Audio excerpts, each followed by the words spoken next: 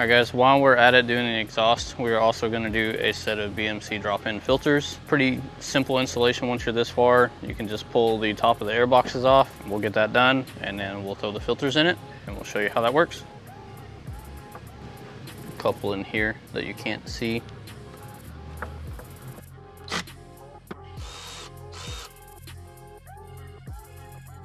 Pretty simple T25. There's 5 of them total. This is a pretty easy installation. The only thing that would interfere with basic tools that someone would have at their house is it does have safety torques on the mass airflow sensors. You can see that here, so you just have to get a set of those. The stock ones will be replaced with these that include their own mass airflow housing.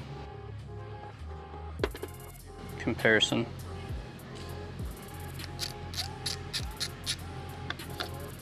Gotta complicate something all the time. Guess they don't want people taking their own mass airflows out. Gotta be certified.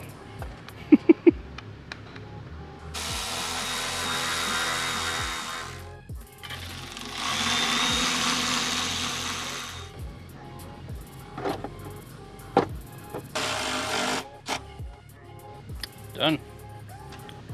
Air filters are installed.